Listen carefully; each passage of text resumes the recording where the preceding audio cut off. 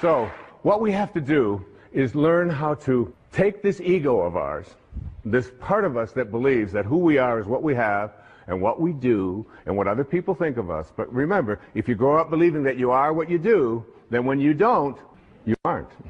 And if you believe that you are what you have, when it's gone, you aren't. And if you believe that you are what other people think of you, your reputation, which we raise people to believe, I have to be concerned with what other people think of me. Take this ego and retrain it. And one of the ways that you do to retrain it is, first, you take this idea that the ego has of fear. What are you afraid of? Anybody out there, what are you afraid of? Shift from fear to curiosity. Become curious about what you're afraid of. That's what Lao Tzu taught me. Become curious about what you're afraid of. You're afraid of flying? Get curious about that. Get interested in that. You're afraid of snakes, you're afraid of disapproval, you're afraid. Just shift from fear and say, I'm going to become more curious about what I'm afraid of. And then take all of the things that you're attached to, like all of your photographs, like all of your furniture, like all of your clothing, like all of the stuff that you find so much attachment to, and start letting it go. Start letting it go. You know, the day that I turned that key on May the 11th in 2006, I didn't even know where I was going. I just knew there was a shift taking place. I felt freer than I'd ever felt, I think, in my life. In my mid-60s, out there on a whole new adventure. And here we are talking about it on national television, on PBS. Take that idea that you have to be attached to things and know that you came in with nothing, with no thing. And you're going to leave with nothing, with no thing. And understand that your life is a parenthesis in eternity. Live there without attachments. And then take your need to be in control of yourself, of others, of the situation, and shift from control to trust. Begin to have a trust.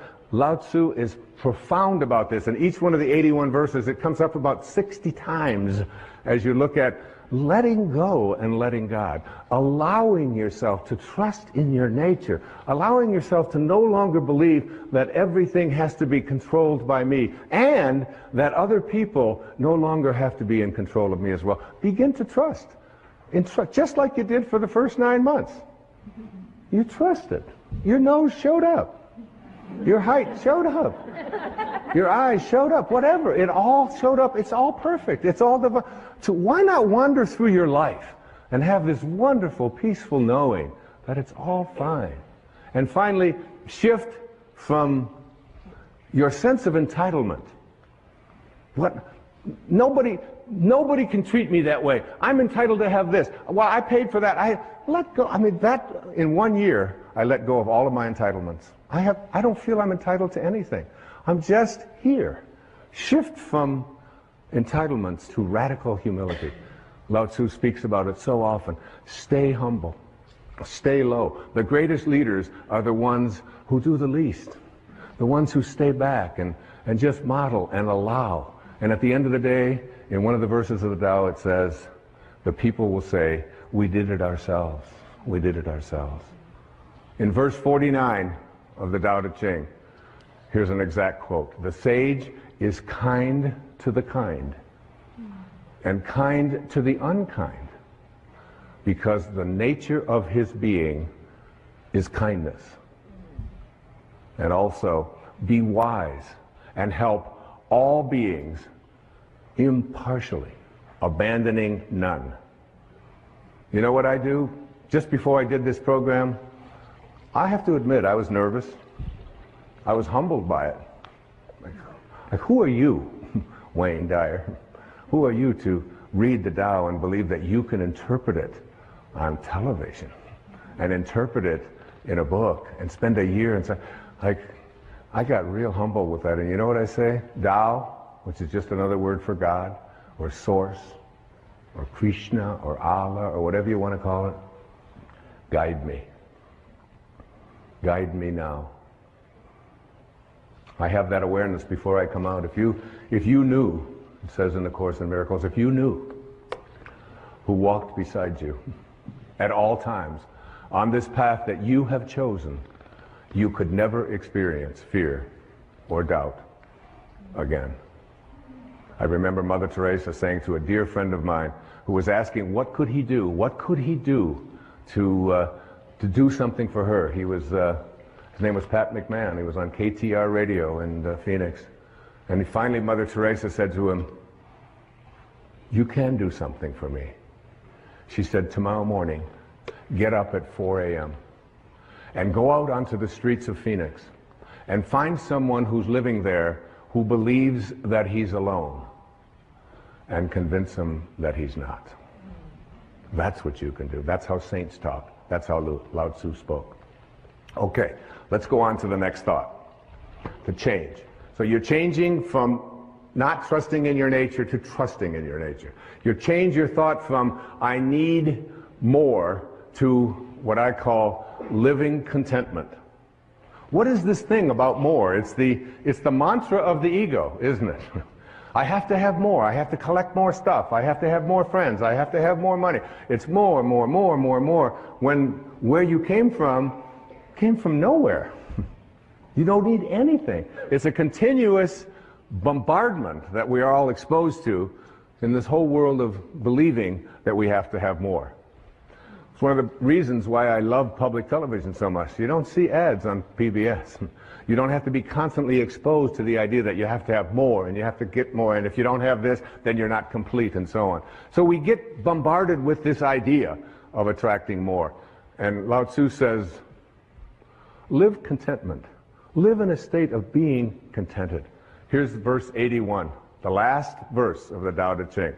My favorite translation of it, and I put it right into the book.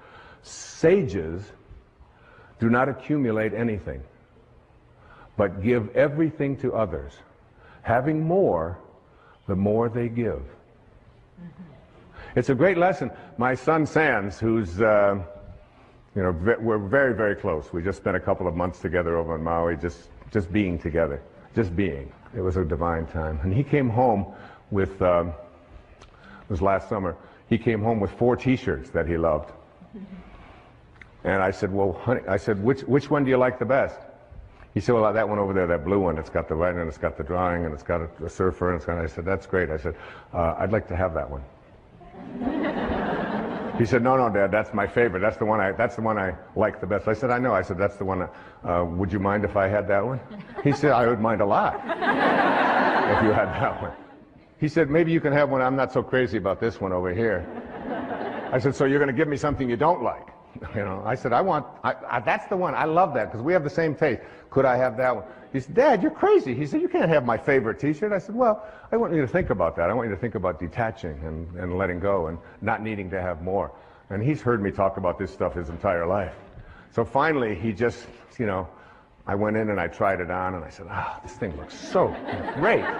Looking in the mirror, he said, Dad, that really is mine. I said, yeah. I said, but you're going to give it to me. He said, no. I said, yeah, well, just think about it, because I'm your dad, and I'd really like to have this. And so he reluctantly parted with it. And so that evening, I was still wearing the shirt, and he looked at me and he said, oh, that's my shirt. I said, Sands, I said, you gave me the shirt. I said, I'm going to wear this shirt until you are happy that I have your favorite shirt. I'm never going to take it off until you are happy. He said, well, you'll be wearing that shirt a long time. I said, well, that's okay. So I wore it the next day. I got up. I slept in it that night. I got up I did. I got up the next morning. I put it on, and that Sands would come in and he'd look at me. I said, oh, you're still not happy that you gave me something that you really love, because this is what it really means to be a sage. This is what it means to be a divine being, to be someone who's willing to depart with not the things they don't like, but what they do like. I wore it the next day. I wore it the next day. I wore it for 2 weeks. Take it off only to wash it, put it right back on. 2 solid weeks. Each one of my children will tell you.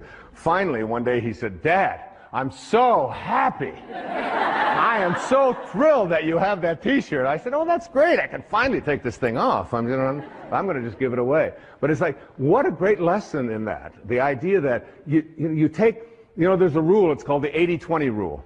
And in the 80-20 rule, it says, Everything that you have, all of your stuff,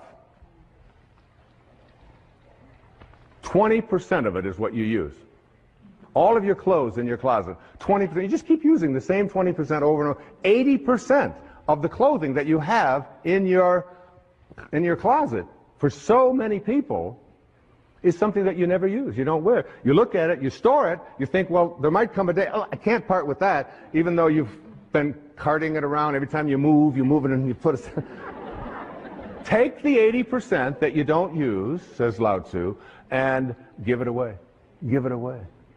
Lao Tzu said that when your cup is full, stop pouring. When your cup is full, stop pouring. We have an obesity crisis in the United States, in the Western world. The obesity crisis can be handled if you just read the Tao. If you realize, in verse 33, it says, if you realize you have enough, you are truly rich. If you could just learn something called portion control, where you just take a bite and you say, is my cup full? Stop pouring. Stop pouring. In other words, instead of filling yourself with that which is already a surplus, in the Tao it teaches us to take surpluses and to reduce them, and to take deficiencies and increase them, so that we create balance in our lives, to be in balance. You can take the jewelry that you don't use. You can take the clothing, and then once you've given away the 80% that you don't use, take one of the things that you really like and practice giving that away. It's such a wonderful way. Listen to this poem. It was written by a great Persian poet named Hafiz. It says, even after all this time, the sun never says to the earth, you owe me. Just look what happens with a love like that. It lights up the whole sky. It lights up the whole sky. There's no owing. There's no owing. You don't have to be, you can practice living a state of contentment. This was so powerful for me. You just can't imagine how good it felt for one entire year to walk through every day and say, I'm content. I'm content. I start out every morning of my life. The first words, Hafiz says, that if there's only one prayer that you say every day, make it thank you. Just say thank you. That's how I start. Wake up. Thank you, God. Thank you. Thank you, Source. Thank you, Tao. Whatever you want to call. The opening line of the Tao says, the Tao that can be named is not the Tao. As soon as you put a name on it, it dissolves. There's no name for it. It's just endlessly, invisibly, constantly in a state of creating out of a state of love. The next thought that the Tao teaches us to change. Change your thoughts. Change your life. You really do. See, so much of the previous PBS specials that I've done on inspiration and intention, these were teaching people generically how to think differently. What Lao Tzu taught me was what to specifically think in place of thinking that. Instead of thinking that I don't trust my nature, he said, trust your nature. Instead of saying, I need more, he said, you need less. More is less. That comes right out of the Tao. Next thought. Move from thinking in a rigid way to thinking and being flexible, soft, and allowing. From rigidity to softness. What a wonderful transformation that is. I was standing looking at, with my son Sands, and we were on Maui, and we were looking at water. As water was going against some rocks and some cliffs and so on. And in these pictures, in this moment, I said to my son, I said, which do you think is stronger? The water or the cliff? The water or the rocks? Which one do you think is more powerful and stronger? And he said, well, he said the rocks, obviously they're stronger and they're bigger and all. I said, water is very, very patient, isn't it? How much chance do those rocks have if they want to survive? I mean, what chance do they have? That would, and Lao Tzu is speaking to us about understanding our nature by examining how nature works and then making it apply to our thoughts. So that a soft thought, a thought that isn't a rigid thought, a thought that doesn't say you have to be this way or you have to be that way, a thought that is not stiff, a thought that water, there are so many references to water and what we can learn from water. You're 75% water. The planet is 75% water. We are water. The rest of us is just muscled water. It's all water. And water is soft. Water can enter anywhere. You get into a conflict with somebody else, and you picture yourself as water. You can enter with water in any place that there's an opening. If you can visualize yourself as a being who moves into the space of water, if you can see yourself that way, you can just enter into those places in the people that you love, in your children, in your spouse, in anyone at all, and enter there softly. Here's verse 8. The supreme good is water, which nourishes all things without trying to. And verse 78, right smack out of the Tao. Nothing in the world is softer and weaker than water. But for attacking the hard, the unyielding, nothing can surpass it. There is nothing like it. Here it is. I asked when they designed this set, this beautiful set, and thank you designers for this, I asked if I could have water on the stage. They did it. They figured it out. There's Now, I'm going to try to get some of this water, okay? So you get down here and you just, I'm going to just scoop this up. And okay, now tighter you hold it, the less chance you have of doing anything with it, isn't it? How can I experience water? The way to experience water is to just get soft, just get unbending. And there it is. That's what water is. The minute I grasp it, the minute I try, and Lao Tzu is saying the same thing is true in everything in your life. The more you grasp, the more you try to hold on to it, the more you try to be rigid with it, the less control you have of it. The softer you are, the less rigid you are, the more flexible you are as a person, the more you can accomplish. And this is a great way to practice in parenting as well. And this idea that a rigid thought, how many times have you heard this idea that if I tell you something, I'm going to stay consistent with it. We have a set of rules, these are the rules, and we'll do it this way. In the Tao it says the more rules you make, the more rule breakers you create. It's true. The more rules you have in your house about how everything has to go. We had in our house, my wife would have a big jar of M&Ms. Peanuts, you know, all these different multicolored ones, and the kids in our house, because we didn't feed them sugar and we didn't give them sodas and stuff like that, so they were just more like a decoration. Every once in a while, someone would take them. They'd hardly ever be replaced. Now, when we had kids come over to our house who weren't ever allowed to have such horrible things, you should have seen their behavior.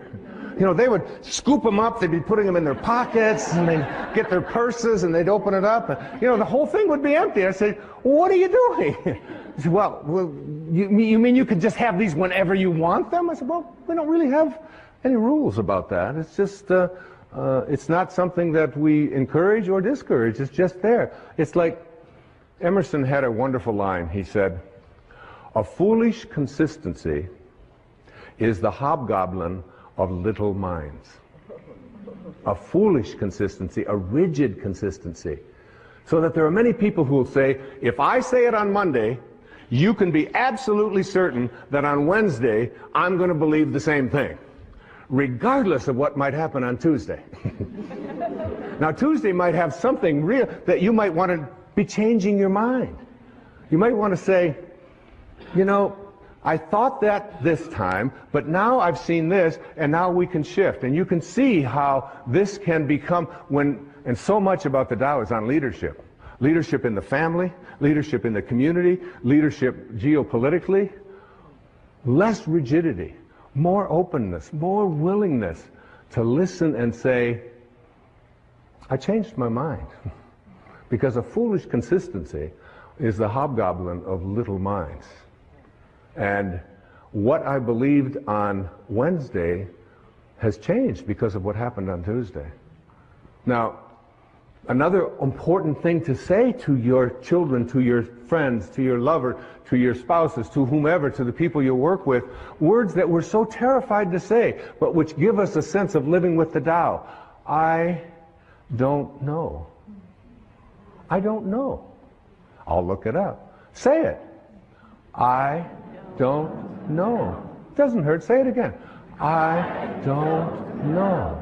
Isn't it fearful? I mean, so many people, and it's like very freeing, because my kids ask me something, and I say, I don't know.